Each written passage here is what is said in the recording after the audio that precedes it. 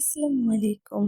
এই সুন্দরী মডেল একবারে এক মিলিয়নার প্রেমে পড়ে যায়। মেয়েটার সৌন্দর্য মিলিয়নারকে এতটাই মুগ্ধ করে যে সে তাকে এক সেকেন্ডের জন্য চোখের আড়াল করতে চায় না। তাই সে তার অফিস রুমে একটা সেলফ বানায় আর ওই সেলফের ওপর মেয়েটাকে শোপিসের মতো বসিয়ে রাখে, যেন সবসময় সে তাকে দেখতে পারে। খাওয়া দাওয়া থেকে শুরু করে সবকিছু ওই মেয়েটার ওই সেলফের উপরেই হতো। প্রথম দিকে এটা তার কাছে ভালোবাসা মনে হলেও পরের দিকে যে এটা তার কাছে বিরক্ত মনে হয়। কিন্তু এই সেলফটা এতটাই উঁচু জায়গায় ছিল যে সেখান থেকে তার নামার কোনো উপায় ছিল না। এমন পরিস্থিতির মোড় খুঁজতে গিয়ে তার জীবনে আসে এক নতুন মোড়। আর তার এই জীবনের মোড়টাতে কি কি ঘটে এই সবকিছু আমরা দেখতে পারবো এই গল্পে। গল্পের শুরুতে আমরা ছোট্ট অ্যামেলিয়া নামের একটি মেয়েকে দেখতে পাই, যার মা তাকে মেকআপ করিয়ে দিচ্ছিল বিউটি কন্টেস্টে রেডি করার জন্য। তার মা বলে, আমাকে যদি বলা হয় তোমাকে সৌন্দর্য দেখতে নাকি বুদ্ধিমতী মেয়ে দেখতে, তাহলে আমি বলবো তোমাকে সৌন্দর্য দেখতেই আমার ভালো লাগে। আর সেটার জন্য তার মা তাকে শুধু একটি বিউটি কন্টেস্টে নয়, এই শহরের প্রত্যেকটি বিউটি কন্টেস্টে তাকে অংশগ্রহণ করিয়ে দেয়। দেখতে দেখতে অ্যামেলিয়া বড় হয়ে যায় এবং সে এখন নামি দামি ফ্যাশন মডেলদের মধ্যে একজন। অ্যামেলিয়ার উজ্জ্বল ভবিষ্যৎ আর সাকসেসফুল ক্যারিয়ার থাকা সত্ত্বেও তার কেন যেন এই জীবনটা ভালো লাগে না। অদ্ভুত সব ফটোগ্রাফারকে দেখলে সে ভয় পেত। অ্যামেলিয়ার প্রত্যেকটা ফ্যাশন শোতে অনেক বড় বড় বিজনেসম্যানরা আসতো, আর এমনই এক ফ্যাশন শোতে দেখা হয় যে হরি নামের এক বড় বিজনেসম্যানের সাথে। ধীরে ধীরে তার ঘনিষ্ঠতা বাড়তে থাকে। আর একটা সময় দেখা যায় অ্যামেলিয়া হ্যারির বাড়িতেই শিফট হয়ে যায়। অ্যামেলিয়া এইখানে থাকতে চায় এবং রূপকথার মতো একটি সুন্দর জীবন সে কাটাতে চায়। একদিন হঠাৎ সকালে ঘুম ভেঙে যেতেই সে উঠে বাইরে যায় কিছু শব্দ পেয়ে। শব্দ দেখতে দেখতে অনুসরণ করে সেখানে গিয়ে দেখে হ্যারি একটু সেলফ তৈরি করেছে। এটা দেখে অ্যামেলিয়া অবাক হয়ে যায়। অ্যামেলিয়া এই সেলফ তৈরি করার জন্য হ্যারিকে জিজ্ঞাসা করলে হ্যারি বলে এটা সে নিজের হাতে তৈরি করেছে, তবে এখানে কোনো শোপিস অথবা বই রাখার জন্য নয়। এই সেলফটা তৈরি করেছে সে অ্যামেলিয়ার জন্য।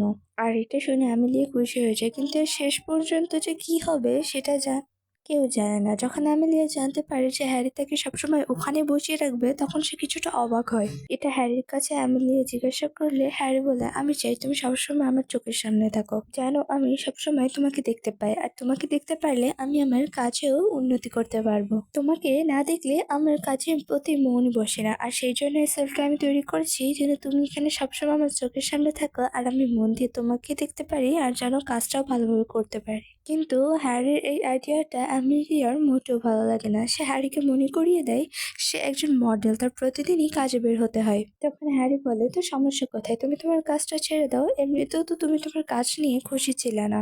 আর আমার সাথে থাকলে আমি তোমার কোনো কিছুর অভাব বুঝতে দিব না। তাহলে তোমার কাজ করতে হবে কেন বলো? অ্যামেলিয়া তার কথাটা মানতে চাইছিল না, কিন্তু হ্যারি বারবার জোর করছিল। হ্যারি অ্যামেলিয়াকে বলতে থাকে সে যদি তার কথা মেনে নেয় তাহলে সে অনেক খুশি হবে। তাই অ্যামেলিয়া হ্যারির কথা চিন্তা করে সেটাতে রাজি হয়ে যায়। এরপর অ্যামেলিয়া সে সালফার উপর বসতে থাকে। হ্যারি তার জন্য একটি বালিশ নিয়ে আসে যেন অ্যামেলিয়ার বসতে কষ্ট না হয়। তারপর সে চলে যায় ব্রেকফাস্ট বানাতে। এর কিছুদিন পর হ্যারি আর অ্যামেলিয়ার বিয়ের দিন চলে আসে, কিন্তু বিয়ের দিনও অ্যামেলিয়াকে নিচে নামতে দেওয়া হয় না, তাকে সেই সেলফের উপরে বসে থাকতে হয়। হ্যারি অ্যামেলিয়াকে ড্রিঙ্কস দিয়ে সবাইকে অ্যামেলিয়ার সাথে পরিচয় করে দেয়। সবার অ্যাটেনশন যখন অ্যামেলিয়ার দিকে ছিল, তখন অ্যামেলিয়ার ব্যাপারটা বেশ খুব ভালো লাগছিল। তারপর সবাই চলে যাওয়ার পর অ্যামেলিয়াকে নামতে দেওয়া হয় না, বরং হ্যারি তার বাসর রাতটা ওই সেলফের উপরেই কাটিয়ে দেয়।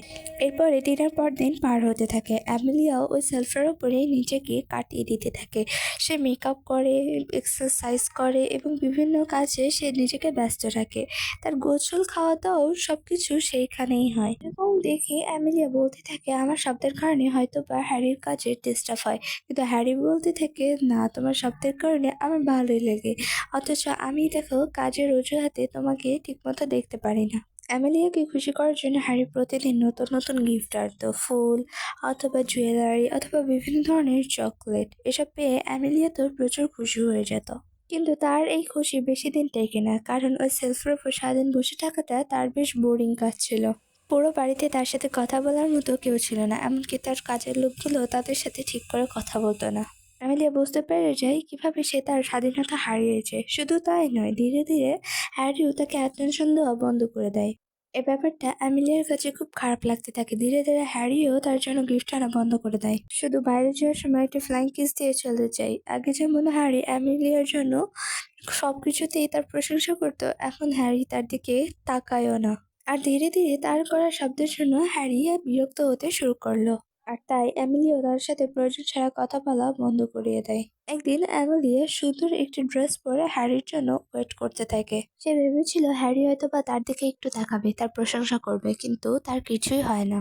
এসব দেখে অ্যামেলিয়ার মন খারাপ হয়ে যায়। উল্টো হ্যারি ভাবতে থাকে তার ডেস্কে আলো পড়ছে না, তাই হ্যারি তার ডেস্কটি গুড়িয়ে নেয় আর সে জানালার দিকে মুখ করে তার কাজ করতে শুরু করে। এভাবেই 3টে বছর কেটে যায়। অ্যামেলিয়া এখনো সে সেলফের উপরে বসে থাকে। একদিন হঠাৎ শব্দ শুনে অ্যামেলিয়া বুঝতে পারে হ্যারি বাসায় এসেছে, কিন্তু হ্যারি তার সাথে একটি বারের জন্য দেখা করতে আসে না। অ্যামেলিয়া বারবার হ্যারি নাম ধরে ডাকার সত্ত্বেও হ্যারি সেখানে আসে না অ্যামেলিয়ার সাথে দেখা করতে। অ্যামেলিয়ার মন একেবারে ভেঙে টুকরো টুকরো হয়ে যায়। তাই অ্যামেলিয়া সিদ্ধান্ত নেয় সে ওই ডেস্ক থেকে নিচে নেমে যাবে, কিন্তু তার জন্য এই কাজটি করা এতটা সহজ ছিল না। যদিও ওই সেলফ নিচের ফ্লোর থেকে বেশি উঁচু ছিল না, বাট এই 3 বছর ধরে ওইখানে থাকতে থাকতে অ্যামেলিয়ার মধ্যেও একটা ভয় চলে আসে যে এটা হয়তো বা অনেক নিচে। তারপরে অ্যামেলি একটি স্যান্ডেল ফেলে দেয়, কিন্তু সেটা পড়তে তার কাছে মনে হয় সেটা অনেক নিচু জায়গায় পড়েছে। তাই অ্যামেলিয়া সেখান থেকে আরেকটা জুতো ফেলে দেওয়ার পরে হঠাৎ তার হাত ফসকে সে নিচে পড়ে যায়। সে ভাবতে থাকে সে খেয়েই না কি হয়ে গেছে, কিন্তু তার কিছুই হয়নি। অ্যামেলিয়া নিচে পড়ে অক্ষত অবস্থায় বাইরে হাঁটতে আসে, কিন্তু সে অনেক বছর না হাঁটার কারণে সে হাঁটতে পারছিল না। তার জিনিসপত্র আসবাবপত্র ধরে ধরে আস্তে আস্তে হাঁটছিল বাচ্চাদের মতো করে। সে কষ্ট করে কোনোভাবে তার রুমটা থেকে বেরিয়ে আসে এবং সে 3টা বছর পর সে বাইরের আলো বাতাস দেখতে পায়। এখানে থাকা পুলের পানি ও টেনিস বল সবকিছু নিয়ে সে খেলতে থাকে। এত বছর পর সে বাইরে আসতে পারায় খুশিতে সে নাচতে থাকে। এরপর খুশিতে নাচতে নাচতে সে ঘরে যায়। ঘর থেকে সে তার স্যান্ডেলটা নিয়ে বাইরে চলে আসে এবং সে একটি পিকআপ ভ্যানে উঠে পড়ে এবং ভ্যানটা তাকে মেন রোডে এনে নামিয়ে দেয়। এখানে এসে তো সে খুশিতে নাচতে শুরু করে, আর এতক্ষণে সে একটু স্বাভাবিকভাবে হাঁটতেও শুরু করেছে। আর এই ব্যাপারটা তার কাছে ভীষণ ভালো লাগছিল। এভাবে খুশিতে সে নাচতে শুরু করে, রাস্তা অপরিচিত ছেলেদের সাথেও সে নাচতে শুরু করে, কুকুরকে ধাওয়া করে। এভাবেই নাচতে নাচতে সে একটু বিচের কাছে চলে আসে। সেখানে এসে সে একটি ডান্স গ্রুপের সাথে নাচতে শুরু করে দেয় এবং নাচতে নাচতে দৌড়াতে দৌড়াতে সে সমুদ্রের ভিতরে চলে যায়। সমুদ্রের পানিতে অনেকদিন পর নামায় তার অনেক ভালো লাগছিল। সমুদ্র থেকে উঠে এসে সে এক অপরিচিত লোকের কাছে টাওয়ার যায়, কিন্তু লোকটা তাকে টাওয়ার দিতে রাজি হয় না। তাই সে ওভাবে হাঁটতে হাঁটতে শহরের ভিতর হাঁটতে থাকে। সে হাঁটতে হাঁটতে একটি দোকানের এখানে একটি ফ্ল্যাপ দেখতে পায় এবং ভিতরে দেখতে পায় যে একটি মেকআপ আর্টিস্ট তার একজন মেকওভারকে সাজিয়ে দিচ্ছে। আর অ্যামেলিয়া কাচের দেওয়ালে তার মুখটা দেখতে পায়, তার কাজল একবারেই লেপ্টে গেছে, মাস্কারাগুলো উঠে গেছে। একজন মেকআপ আর্টিস্টের কাছে এটা খুব খারাপ লাগায় সে ভেতরে এসে ফ্রি স্যাম্পলের মেকআপগুলো দিয়ে রেডি হতে থাকে। তখন একটি মহিলা দেখে বলে, তুমি তো অনেক সুন্দর সাজতে পারো, তুমি কি মেকআপ আর্টিস্ট? তখন অ্যামেলিয়া বলে, না, আমি একজন মিলিয়নারের হাতের পুতুল মাত্র। তার এই কথা শুনে ওই মহিলাটি অনেক অবাক হয়ে যায়। মহিলাটি তখন বলতে থাকে, আমার মা আমাকে বলেছে যে তুমি যেমনই হও না কেন, তুমি ভালো আছো কিনা এইটাই যথেষ্ট। তখন অ্যামেলিয়া ভাবতে থাকে যে তার মা তো কখনোই তাকে এইসব কিছু বলেনি, তার মা সবসময় ভেবেছে সৌন্দর্যটাই গুরুত্বপূর্ণ। অ্যামেলিয়ার সাথে এই মহিলাটির কথা বলা শেষে অ্যামেলিয়া ওই দোকান থেকে বেরিয়ে আসতে চায়, কিন্তু মহিলাটি তাকে মেকআপ করানোর জন্য অনুরোধ করতে থাকে, কিন্তু অ্যামেলিয়ার কাছে কোনো টাকা না থাকায় সে তার অনুরোধটা রাখতে পারে না। সবকিছু শেষে অ্যামেলিয়া আবারও হ্যারির বাড়িতে ফিরে আসে। ফিরে এসে সে ওই সেলফের দিকে তাকিয়ে থাকে, কারণ ওই সেলফটা দেখতে তার অনেক খারাপ লাগছিল যে এইখানে তাকে গত 3টি বছর ধরে আটকে রেখে শোপিসের মতো সাজিয়ে রেখেছিল। এসব কিছু ভেবে সে লাঠি দিয়ে ওটা ভাঙতে চায়। প্রথম দিকে যদিও তার কাছে একটু খারাপ লাগে, কিন্তু কিছুক্ষণ পরে তার ওইটা ভালো লাগতে শুরু করে। সে আস্তে আস্তে ওই লাঠিটি দিয়ে মেরে ওই সেলফটি ভেঙে ফেলে। তার 1 বছরের মাথায় অ্যামেলিয়ার একটা মেকআপের দোকান হয়ে যায়, যেখানে সে একজন মেকআপ আর্টিস্ট। সে বেশ সাকসেসফুলও হয় এবং সে ওই শহরে বেশ জনপ্রিয় হয়ে যায়। বাইরের এলাকা থেকে অনেক মেয়েরা সে লাইন লাগে তার মেকআপের দোকানে। কিন্তু অ্যামেলিয়া অবাক করা কাণ্ড করে, সে ওই দোকানের ভিতরে একটি শেলফ বানায় এবং সেই শেলফে সে সবসময় বসে থাকে। শেলফে লেখা ছিল, এভরিওয়ান লুক, অর্থাৎ সবাইকেই দেখতে দাও। মানুষকে দেখতে দাও যে সৌন্দর্যটাই সবকিছু নয়, সাথে বুদ্ধিমত্তাটাও অনেক জরুরি। বিউটি উইথ ব্রেইন এই দুইটাকে কাজে লাগিয়ে অ্যামেলিয়া এখন অনেক সাকসেসফুল একজন মেকআপ আর্টিস্ট হয়ে গিয়েছে। আর যে কেউ চাইলে অ্যামেলিয়ার মতো তার জীবনটাকেও এভাবে পাল্টে ফেলতে পারে।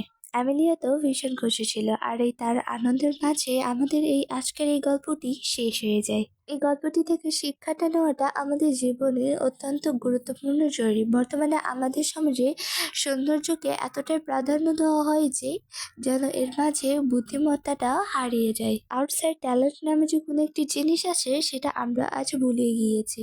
আমাদের সমাজে আমিলিয়ার মতো এখন অনেক মেয়ে আছে যাদের মাথায় সৌন্দর্যের ভূতটা এমনভাবে ঢুকিয়ে দেওয়া হয়েছে যে তারা সেটা ছাড়া কিছু বুঝতে চায় না।